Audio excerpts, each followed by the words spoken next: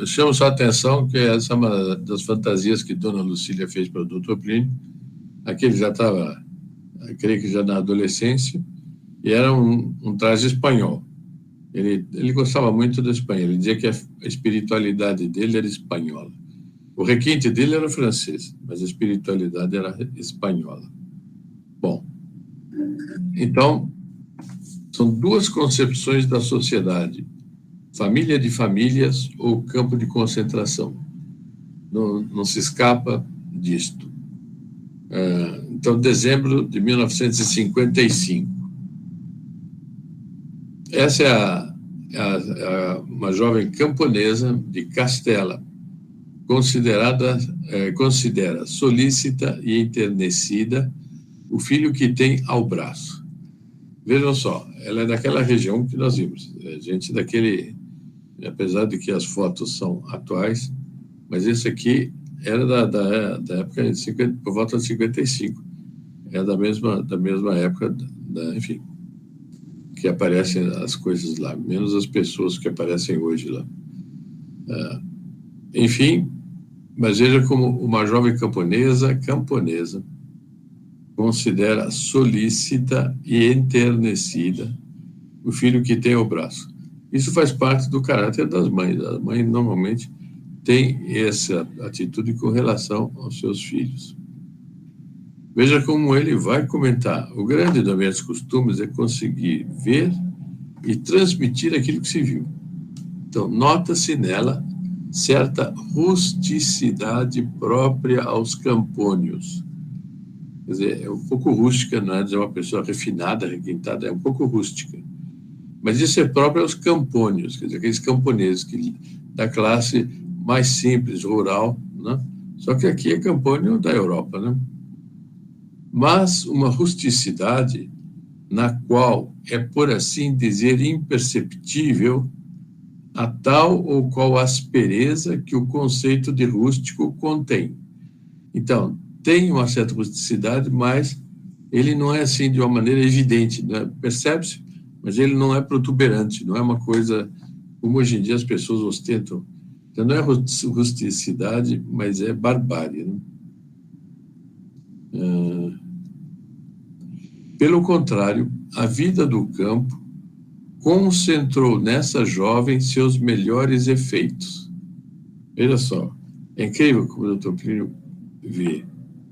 Então, vive lá no campo e tal, mas ele percebe os efeitos, os melhores efeitos que a vida do campo produziu nessa jovem. Seu semblante, seu porte, exprimem uma vigorosa plenitude de saúde, de corpo e de alma. Então, às vezes a vida no campo é mais saudável, não tem poluição, lá naquela época ainda não tinha poluição que tem hoje, né, tá? Mas é uma vida rústica, uma vida dura que tem que... Mas ela também traz a saúde para a alma, por causa da vida que se leva, o sofrimento, a vida dura, a vida de luta, etc. Mas uma plenitude a qual séculos inteiros de tradição cristã imprimiram seu cunho próprio. Então, a tradição que tem por trás desse povo, o traje dela, tudo mesmo do bebê, é um traje super tradicional. E a tradição que ela traz consigo concorreu para essa plenitude, né? Nessa camponesa, que talvez apenas saiba ler, há uma intensidade da vida de espírito, uma lógica, uma temperança, uma harmoniosa sujeição da matéria ao espírito e, ao mesmo tempo, um frescor e uma delicadeza que só podem resultar de muita fé e muita pureza. Uma maravilha a descrição que ele faz, mas é uma maravilha a descrição que ele faz. Eu sugiro a quem conseguir depois, pode pegar e rever isso, vai ficar gravado, mas se alguém quiser o PowerPoint mesmo, pode pedir que eu mando com muito gosto para a pessoa poder depois reler com calma. Os traços fisionômicos muito nítidos são enérgicos, quer dizer, não é uma dessas caras assim molinha, sabe? Que parece que é uma coisa derretida, assim. Não. Os traços fisionômicos são muito nítidos, são enérgicos. As sobrancelhas fortes e de traçado muito definido servem de moldura a um olhar penetrante e preciso. Extraordinário, extraordinário. Imagine só se a gente pegasse essa foto sem ver os comentários do Dr. Plínio, o que nós íamos tirar disso, né? Entanto, vejam o que ele tira. Mas há no rosto uma serenidade, uma candura, que o toucado alvíssimo, a espécie de touca que ela está usando, parece acentuar com uma nota de louçania especial. Louçania é um brilho de louça, como a louça tem um brilho, então louçania é o brilho próprio da louça. Então, muito bonita a descrição. Trata-se de uma simples filha do povo, mas de um grande povo, grandemente católico. Só os povos grandemente católicos produzem coisas, seres assim. Há nele tesouros de toda ordem no povo, étnicos, históricos, morais, sociais, religiosos, que fazem desta humilde e altiva filha de Castela um modelo digno de despertar o talento de um grande pintor. Quer dizer, um grande pintor pintaria esta cena, porque tem elementos de sobra para dar um grande quadro. Está claro ou não? Estou conseguindo acompanhar ou alguma coisa ficou na dúvida? Claro, claro. Todos estes tesouros estão voltados para a maternidade. Salta aos olhos o carinho delicadíssimo com que contempla seu filho, a consciência que tem de sua função protetora, a dedicação com que ela está, por assim dizer, mobilizada em todas as suas aptidões, em toda a sua capacidade de afeto profundo, sério, sem moleza, diga-se de passagem, em prol do filho que Deus lhe deu. Senhores e senhoras, isso é uma página de literatura. Descrever uma camponesa dessa maneira. E da maneira como o Dr. Plínio se expressa, vemos que ele saberia perfeitamente escrever um livro sobre isto. Ele seria capaz de escrever um livro todo comentando essa foto. É extraordinário. Feliz criança, em cujo favor a providência dispôs maravilhas da natureza e da graça, no desvelo de uma mãe pura e cheia de fé. A gente vê essas pessoas de hoje que, bom, abortam, não tem nem o que falar. Outros que não têm afeto para criança, mas têm para cachorro, sem comentários.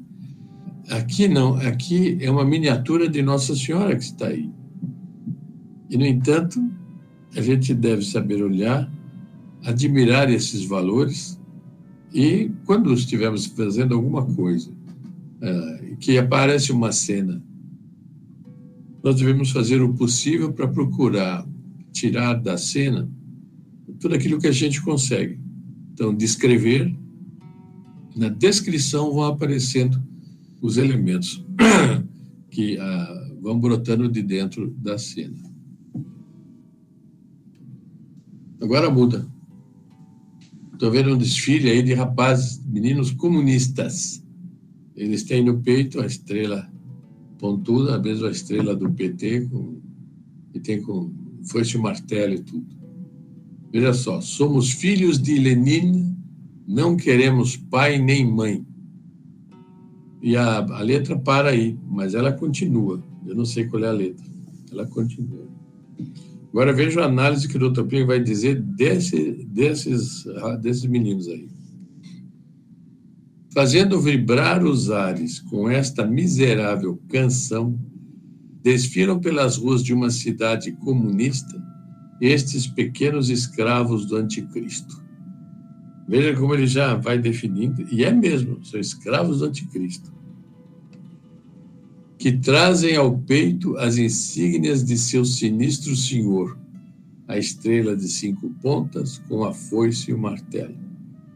Quer dizer, está claro que a quem eles servem, né? São crianças que parecem formadas não para uma vida civil comum, mas para a agressão, o insulto e a brutalidade. Nelas se nota que a capacidade de odiar foi despertada, excitada e fixada num grau de tensão habitual muito alto para constituir nelas uma segunda natureza. Os olhos fitam a objetiva do fotógrafo ou qualquer outro ponto do espaço, penetrantes de desconfiança, carregados de ódio. Eu não sei se percebem como ele descreve muito bem a cena, como a anterior, a cena daquela camponesa, ele descreveu também de uma maneira esplêndida, magnífica. Aqui também, a cena é péssima, mas a descrição que ele faz é magnífica. Ele pega, tira um raio-x, né, dessas almas todas. O andar deixa transparecer uma intenção malfazeja, que parece dar aos passos uma cadência feroz.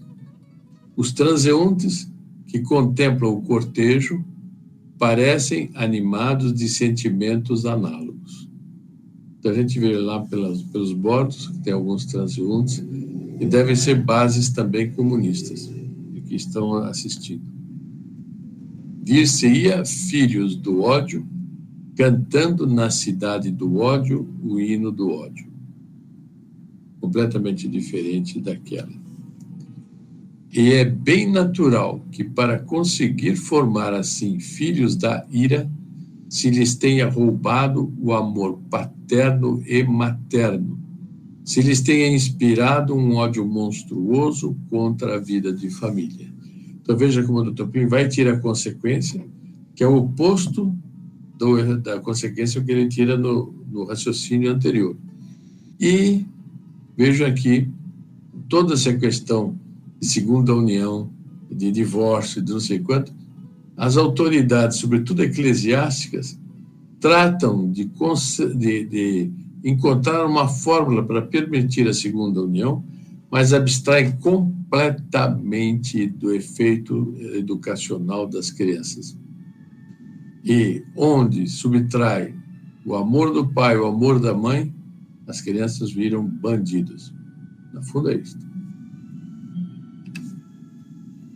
Agora veja o que o Dr. Plínio diz. Piedade e impiedade, virtude e amoralidade, delicadeza temperante e forte, e brutalidade desbragada e luciferina. Em suma, civilização católica e comunismo. Eis a alternativa trágica diante da qual o homem do século XXI se encontra. Eu coloquei 21, estava só 20, mas nós já estamos no século XXI. Se encontra.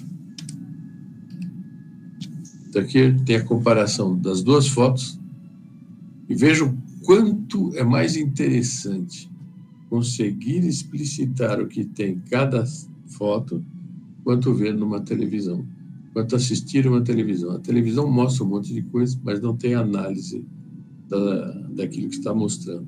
Aqui, a análise vale muito mais do que um filme de televisão. Então, vejam. Agora, vamos transpor isso para os nossos dias.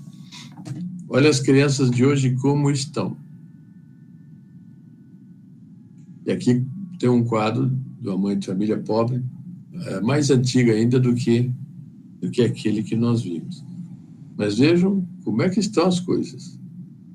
O que é pior? Isso ou aqueles meninos que estão desfilando? Onde tem mais destruição? Aqui ou lá? Então aqui tem Nossa Senhora, que é a mãe por excelência, tem Dona Lucília, que é uma mãe exemplar também, e tem Dr. Plínio, que foi formado por ela, e que é tudo o que nós sabemos.